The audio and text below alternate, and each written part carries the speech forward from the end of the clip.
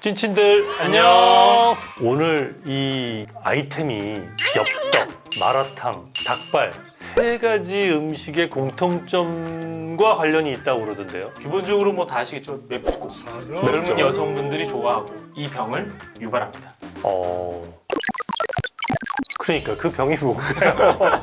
역류성 후두염입니다. 보통 이제 목의 불편감, 네. 이물감 때문에 먼저 오죠. 이물감이라는 게 원장님 네, 뭐가 이렇게 붙은 것 같은 느낌인가요? 그쵸? 목에 가래 낀 듯한 느낌. 뭐가 이렇게 달라붙어 있는 것 같은 느낌? 네, 보통 이제 젊은 여성분들 같은 경우에는 매운 음식. 요즘에는 또 건강을 위해서 비타민 C를 많이 드시거든요. 네. 그래서 안 그러면 새콤한 음식. 요즘 비타민 C 너무 많이 드시거든요. 네. 그래서 제가 환자분께 꼭 말씀드리는 게 있는데 비타민 C는 몸에는 좋지만 네. 목에는 안 좋다.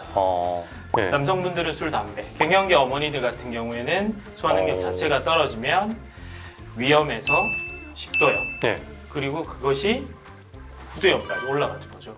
이 발병 원인 중에 하나가 위염일 수도 있는 거네요. 그래서 쉽게 말하면 1층에서 불이 난 게 네. 2층 식도염으로 올라가고 3층 후두염으로 올라가는데, 근데 이렇게 말씀을 드리면 나 위염 없는데? 이렇게 얘기하는 분도 계세요. 쉽게 말하면 우리 건물에 보면 방염 처리가 되어 있는 것처럼 예. 위염, 식도염이 없이 그런데 살짝 올라간 후두염, 3층에는 방염 처리가 안 돼 있기 때문에 살짝만 올라가도 후두염이 생기는 거죠. 그렇군요. 그럼 이게 역류성 식도염이라는 말은 되게 많이 들어봤잖아요. 그렇죠. 근데 역류성 식도염하고 역류성 후두염은 뭐가 다른 거예요? 식도염은 말 그대로 식도에 이제 영향이 가기 때문에 네. 약간 타는 듯한 느낌이라든지 올라오는 그런 역류하는 느낌, 그런 쪽이 중심이라 그러면 후두는 말하는 곳이기 때문에 네. 목소리하고 상관이 있죠. 이제 목소리가 변했다거나 기침이 나거나 조금 이렇게 올라오는 역류성의 느낌을 네. 받았다거나. 이게 코로나 후유증하고도 관련이 있어요? 후유증하고 상관이 있죠. 코로나가 이제 이쪽을 다 공격하는 거기 때문에 네. 아마 코로나 걸리면 냄새가 안 났다는 거 들어보셨죠? 그쵸. 네. 올라가면 코 쪽으로 올라가면 냄새를 공격하고 밑으로 내려가면 말하는 성대 후두가 공격이 되기 때문에 이후에 역류성 후두염이 오시는 분들도 많이 받고 치료도 많이 했습니다. 네. 이거 치료는 오래 걸린가요? 어떻게 치료해요?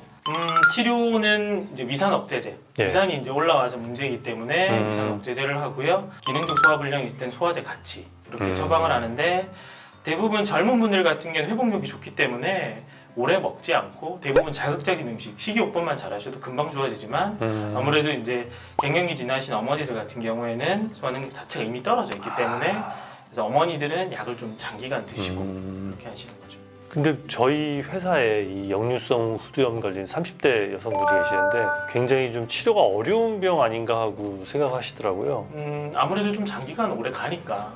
네. 쉽게 낫는 병은 아니군요. 가장 중요한 건 네. 음식을 끊어야죠.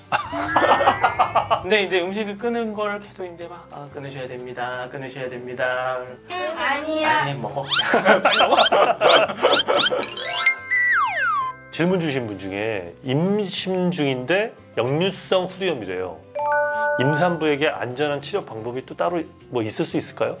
아무래도 약물성을 하려고 그러면 위산 네. 억제제를 해야 되는데 임산부 같은 경우에는 철분제를 먹기 때문에 위산 억제제가 이 철분 흡수를 방해하기 때문에 약물 치료는 좋지 않고요. 운동 치료라든지 식이요법 한꺼번에 많이 드시는 것보다 나눠서 자주 이렇게 드시는 방법을 가장 추천드리고요. 안 가고 방치하시는 분들도 꽤 있을 것 같은데 네. 이거 장기간 방치하면 어떻게 뭐 좀 더 깊은 병으로 올라가나요? 어떻게 되나요? 만약에 이게 지속이 됐을 경우에는 후두뿐만 아니라 성대까지 가면 목소리 변화가 생겨요. 네. 그렇게 돼서 오시면 조금 치료 기간이 길어지죠. 그러니까 초반에 빨리 와서 빨리 치료를 받으면 치료 기간이 짧고 빨리 좋아질 걸, 나중에 오시면 그만큼의 치료 기간이 늘어나고 목소리 변화라든지 다른 증상까지 나타난 상태에서 오시면 치료가 길어지죠. 원장님하고 얘기하다 보니까 바로 나오는 것 같네요. 너무 과식하지 않는다. 치킨,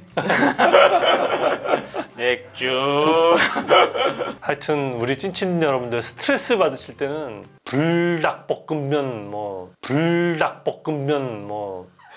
이런 거 먹어야 돼요. 그런 거보다는 왠지 좀 나가서 뛰고 그거 안 돼, 힘들어. 그러시는 게 어떨까? 역류성 후두염 환자들한테 꿀팁을 하나만 주신다면 뭐가 있을까요? 답이 없는데. 저도 제가 먹는 걸 어떻게 못하는데 누가 누구한테 누굴 지적질하겠어요. 네. 알겠습니다. 그냥 적당히만. 네. 네. 뭔가 이제 식사하신 다음에 뭔가 느낌이 온다. 네. 그러면 그때는 이제 몸에서 신호를 주니까 그만해야겠다. 예. 이렇게 하시면 될 것 같습니다. 자, 구독, 좋아요. 댓글, 사랑합니다. 네, 찌친들 안녕.